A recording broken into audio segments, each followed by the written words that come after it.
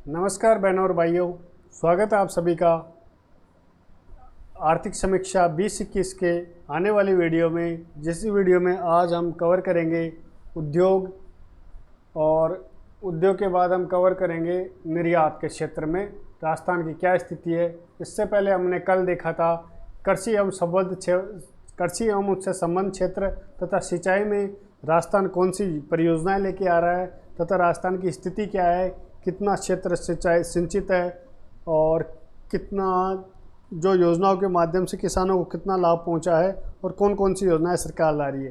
तो अब अपना टॉपिक है उद्योग। और तो उद्योग के क्षेत्र में राजस्थान का क्या स्थिति है और कौन सी योजनाएं ला रहा है, उसके लिए चलिए चलते हैं अपने इस वीडियो में।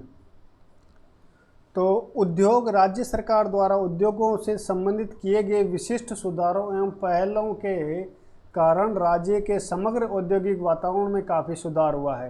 तभी तो इंडस्ट्रियल डेवलपमेंट में जीडीपी का योगदान काफ़ी अच्छा सुधरा है। सार्वजनिक नीति में पर्यावरणीय रूप से संवहनीय औद्योगिकरण के साथ रोजगार के अधिकतम अवसर सर्जित करना एवं राज्य के राजस्व में वृद्धि पर बल दिया है। मतलब सार्वजनिक जो नीति है राजस्थान सरकार की, उसमें किस चीज़ पे बल दिया है कि रोजगार के अतिरिक्त रोजगार उपलब्ध करवाना और उससे राजस्व में वृद्धि पर भी बल दिया है। तो राज्य के कुल सकल राज्य मूल्य संवर्धन GSY gross state value addition में वर्ष 2020-21 में प्रचलित कीमतों पर उद्योग क्षेत्र का कुल योगदान 24.80% है, जो कि वर्ष 2020-21 में प्रचलित कीमतों पर GSVA ग्रॉस वैल्यू एडिशन में विनिर्माण और खनन क्षेत्र का योगदान की बात किया जाए तो क्रमशः 9.31% विनिर्माण क्षेत्र का और 4.15% आपका खनन क्षेत्र से अनुमानित है। और राजस्थान में औद्योगिक उत्पादन सूचकांक में वर्ष 2016-17 से 18-19 तक वृद्धि तथा 19-20 एवं 20-21 में कमी रही है। कमी ये हुई है कोरोना के कारण हुई है। कोरोना के कारण 2019 मार्च 19 में कोरोना लग गया था और 19-20 और 20-21 में कमी का कारण उद्योग क्षेत्र में कोरोना है। वरना उससे पिछले साल 16-17 से 18-19 में कंटिन्यू ये क्या कर रहा था, उद्योग क्षेत्र ग्रोथ कर रहा था। ठीक है, तो सकल राज्य मूल्य संवर्धन में उद्योग का योगदान कितना है? 24.80% है, जिसमें से अगर विनिर्माण क्षेत्र की बात किया जाए तो 9.31% विनिर्माण क्षेत्र का है और खनन क्षेत्र का योगदान 4.15% है। बाकी अन्य क्षेत्र का योगदान बाकी रेसिडुअल है। तो कितना हो गया? 9.31% प्लस 4.15% टोटल हो गया 13.46%। तो 13.46% तो किसका है? मैन्युफैक्चरिंग, विनिर्माण का मतलब होता है मैन्युफैक्चरिंग और खनन क्षेत्र का। बाकी का आपका 24.80% में बाकी अन्य क्षेत्र का 11.34% आपका अन्य क्षेत्र का योगदान है। ठीक है सर। अब है सूक्ष्म लघु एवं मध्यम औद्योगिक इकाइयाँ अर्थव्यवस्था का एक महत्वपूर्ण भाग है, क्योंकि छोटे छोटे लघु उद्यम बहुत से लोगों को छोटे लेवल पर लोगों को रोजगार उपलब्ध करवाते हैं और अपनी आजीविका कमाते हैं। क्योंकि राज्य के औद्योगिक उत्पादन, निर्यात, रोजगार और उद्यमिता के आधार निर्माण में इनका उल्लेखनीय योगदान है। क्योंकि ये छोटे छोटे MSME अपना एक्सपोर्ट भी करते हैं, औद्योगिकी के जो औद्योगिकी आर्टिकल है उनका भी उत्पादन करते हैं। साथ ही साथ ये क्षेत्रीय लोगों को रोजगार और उद्यमिता में योगदान देते हैं। विशेष रूप से रोजगार के सृजन में इनके योगदान को व्यापक रूप से मान्यता मिली है, क्योंकि ये अपने क्षेत्र के आसपास के क्षेत्र के लोग हैं जहां MSME स्थापित है, उन लोगों को, वहां के लोगों को वही रोजगार देते हैं। तो शहरीकरण, इससे क्या शहरीकरण नहीं होता और शहरीकरण को कमी लाने में इसका काफ़ी योगदान है। वित्तीय वर्ष 2020-21 के दौरान 30 जून 2020 तक की बात की जाए तो 29,185 औद्योगिक इकाइयों का UAM पोर्टल एक UAM पोर्टल है जिसमें MSME का सर्टिफिकेट बनता है। MSME का सर्टिफिकेट होता है UAM, उद्योग आधार मेमोरेंडम। इसका UAM का फुल नाम क्या है? UAM का फुल नाम है उद्योग आधार रेंडम इसका ये नाम है का ऑनलाइन पंजीकरण किया जाता है और भारत सरकार द्वारा इस यूएम पोर्टल के स्थान पर 1 जुलाई 2020 से इसका नाम बदल कर दिया है उद्यम रजिस्ट्रीकरण पोर्टल और उद्यम आधार कर दिया गया। उद्योग आधार मेमोरेंडम का नाम बदलकर उद्यम आधार कर दिया गया है। अगर आपने सुना होगा बहुत से बिजनेसमैन उद्यम आधार में रजिस्ट्रेशन करवाते हैं और अपना कोई भी काम धंधा स्टार्ट करने के लिए, तो उससे क्या एमएसएमई में उसके बहुत सी कुछ सरकार की योजनाएं और सुविधाएं हैं, उनका लाभ उठा सकते हैं। तो ये कब लागू हुआ? इसका नाम बदलकर उद्यम आधार रजिस्ट्रीकरण पोर्टल कब कर दिया? 1 जुलाई 2020 को। और 1 जुलाई 2020 से पहले 30 जून 2020 तक कितने रजिस्टर्ड यूएएम थे, कितने एमएसएमई रजिस्टर्ड थे यूएएम के अंतर्गत? एमएसएमई कितने रजिस्टर्ड थे? 29,185 औद्योगिक इकाइयों का इसके यूएएम पोर्टल पर रजिस्ट्रेशन हो चुका था। तो राज्य में विनिर्माण का मतलब होता है मैन्युफैक्चरिंग, सर्विस एवं व्यापार के क्षेत्र में नए उद्यम स्थापित करने तथा वर्तमान उद्यमों के विस्तार, आधुनिकीकरण और परिवर्तन के लिए वित्तीय संस्थानों के माध्यम से 10 करोड़ रुपए तक का लोन उपलब्ध कराए जाने हेतु कौन सी योजना शुरू की गई है? मुख्यमंत्री लघु उद्योग प्रोत्साहन योजना। मतलब जो एमएसएमई में रजिस्टर्ड होगा उन्हें 10 करोड़ रुपए तक का लोन मिल जाएगा। वो कौन सी योजना के अंतर्गत मिलेगा? मुख्यमंत्री लघु उद्योग प्रोत्साहन योजना के अंतर्गत। और यह योजना कब शुरू की गई है? ये योजना शुरू की गई है 13 दिसंबर 2019 से प्रारंभ की गई है। और इस योजना के अंतर्गत लघु उद्योगों के उद्यमियों को 25 लाख तक के लोन पर 8% के हिसाब से ब्याज मिलेगा, के ऋण पर 8%, 5 करोड़ तक के लोन पर 6% तथा रुको दोबारा पढ़ना है इसको कि इस योजना के अंतर्गत लघु उद्योगों के उद्यमियों को 25% तक के लोन पर 8%, 5 करोड़ तक के लोन पर 6% तथा 10 करोड़ तक के लोन पर 5% की क्या दी जाएगी? सब्सिडी दी जाएगी। बहुत से बच्चे इसको क्या पढ़ते हैं कि इतने प्रतिशत पर लोन दिया जाएगा। इसको ये नहीं समझना इतने प्रतिशत की सब्सिडी दी जाएगी। सपोज अगर अभी कोई बिज़नेस लोन चल रहा है, अगर बैंक से बात करें, बिज़नेस लोन चल रहा है तो बिज़नेस लोन की इंटरेस्ट रेट है 18%। तो अगर आपने 25 लाख तक का लोन लिया है तो आपको 6% 8% की सब्सिडी मिलेगी। मतलब आपको ब्याज पड़ेगा 10% के हिसाब से।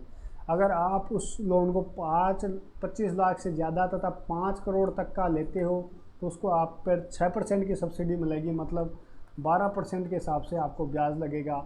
और अगर आप 5 करोड़ तक का लोन लेते हो और 5 करोड़ से ज़्यादा और 10 करोड़ से कम तक का लोन लेते हो तो उस पर आपको 5% की सब्सिडी मिलेगी। मतलब 18 में से 5 गए तो 13% के हिसाब से आपको ब्याज नेट इफेक्टिव ब्याज पड़ेगा। तो ये कौन सी योजना शुरू की गई है? मुख्यमंत्री लघु उद्योग प्रोत्साहन योजना, जो कि 13 दिसंबर 2019 से प्रारंभ की गई है। तो वित्तीय वर्ष 2020-21 के में दिसंबर 2020 तक 685.57 करोड़ रुपए 4067 लोगों को वितरित किए गए हैं। एमएसएमई लघु उद्योग प्रोत्साहन योजना के अंतर्गत मुख्यमंत्री लघु उद्योग प्रोत्साहन योजना के अंतर्गत 685.57 करोड़ रुपए कितने लोगों को वितरित किए गए हैं? 4068 लोगों को दिसंबर 2020 तक उनको वितरित कर दिए गए हैं। सॉरी, थोड़ी जुकाम लगी। तो निवेश प्रोत्साहन bureau of investment promotion BIP का फुल फॉर्म क्या है?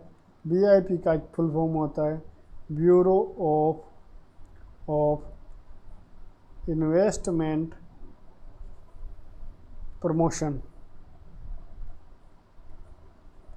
तो ब्यूरो ऑफ इन्वेस्टमेंट प्रमोशन ने राज्य में निवेश प्रस्तावों की सुविधाओं के लिए प्राधिकारी है। मतलब अगर आपको निवेश करना है, ब्यूरो ऑफ इन्वेस्टमेंट, हाँ, अगर आपको इन्वेस्टमेंट करना है तो उसके लिए प्राधिकारी कौन सा है? राजस्थान में निवेश प्रोत्साहन ब्यूरो है। और वीआईपी सक्रिय रूप से विभिन्न वर्गों में उपलब्ध निवेश अवसरों की ओर घरेलू एवं विदेशी कंपनियों के संभावित निवेशकों का ध्यान आकर्षित करने का प्रयास करता है। और ये मेले उनका आयोजन करता है। सीतापुरा में आप अगर जाते होंगे, जयपुर जाते होंगे, तो सीतापुरा में मेले एवं प्रदर्शनियों का ये आयोजन करता रहता है, जहाँ पे डायमंड इनकी प्रदर्शनी आयोजित करता है और विदेशी निवेशकों को ये आकर्षित करने की कोशिश करता है। कौन करता है? Bureau of investment promotion. राज्य सर्वाधिकार प्राप्त समिति की जनवरी 2020 से दिसंबर 2020 तक संपादित 2 बैठकों में 47,408.81 करोड़ के प्रस्तावित निवेश और 5,851 व्यक्तियों हेतु रोजगार की 5 वर्षीय परियोजना की अनुशंसा की गई है, मतलब घोषणा की गई है। मतलब ये ब्यूरो राज्य की सर्वाधिकार प्राप्त समिति, एक कोई समिति बनाई गई है जो कि इन्वेस्टमेंट को प्रमोशन करती है। वो क्या कर रही है? जनवरी 2020 से दिसंबर 2020 तक कितनी बैठकें आयोजित की है? इसने 2 बैठकें, 2 मीटिंग बुलाई है। और 2 मीटिंग के अंतर्गत क्या किया है? ये करे हैं 47,408 करोड़ का निवेश का प्रपोज्ड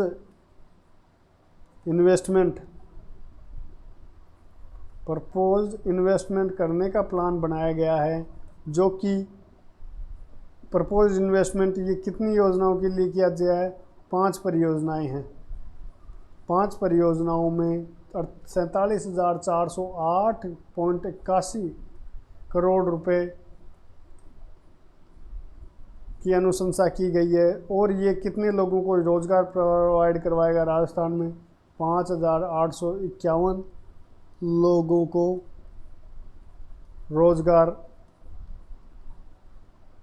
रोजगार उपलब्ध करवाएगा। ठीक है सर। नेक्स्ट पॉइंट आता है, वर्तमान सिंगल विंडो क्लियरेंस सिस्टम को सुदृढ़ बनाने, निवेश प्रस्तावों को और अधिक प्रभावी रूप से सुविधा प्रदान करने और शीघ्र अपेक्षित अनुमोदन, स्वीकृति तथा अनुमति एक ही स्थान पर समयबद्ध तरीके से प्रदान करने के लिए वन स्टॉप शॉप की सुविधा की स्थापना बीआईपी में की जा रही है, ब्यूरो ऑफ इन्वेस्टमेंट प्रोसीजर में की जा रही है। मतलब सिंगल विंडो क्लियरेंस सिस्टम से आप अगर कोई निवेश करते हो, निवेश प्रस्तावों को अधिक प्रभावी रूप से तथा शीघ्र ही उनको अनुमोदन या अप्रूवल देने के लिए राजस्थान में आप आओ, इन्वेस्टमेंट करो, आपको सरकार से फटाफट आपको अप्रूवल मिल जाएगा। इसके लिए वन स्टॉप शॉप की सुविधा की स्थापना बीआईपी के द्वारा की जा रही है। और वन स्टॉप शॉप के तहत क्या किया जा रहा है? निवेश प्रस्तावों को स्वीकृति तथा अनुमति प्रदान करने के लिए माननीय मुख्यमंत्री महोदय की अध्यक्षता में एक बोर्ड ऑफ इन्वेस्टमेंट का गठन किया है। सर, बीआईपी की मुख्यमंत्री की अध्यक्षता में मुख्यमंत्री श्री अशोक गहलोत की अध्यक्षता में एक क्या किया जा रहा है? बोर्ड ऑफ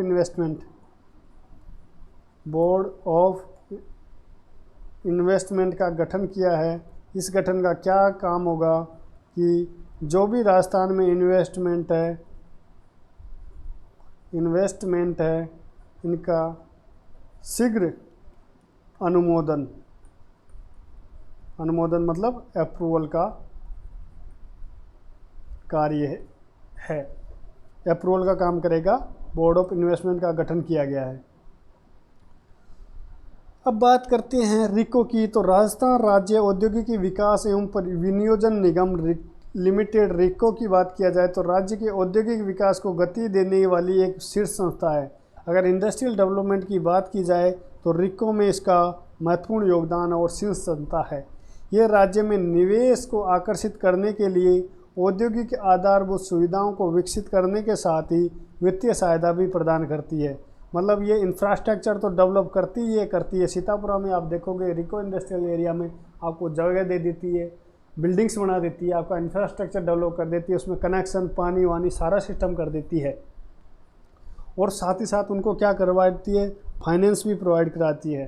तो रिको का क्या कार्य हो गया? एक तो आधारभूत सुविधाएं उपलब्ध करवाना और फाइनेंस उपलब्ध करवाना, मेन काम ही करती। तो रिको द्वारा वित्तीय वर्ष 2020-21 में दिसंबर 2020 तक 118.82 एकड़ भूमि विकसित की गई। तो रिको एरिया की कितनी भूमि विकसित की गई? 118.82 एकड़ भूमि।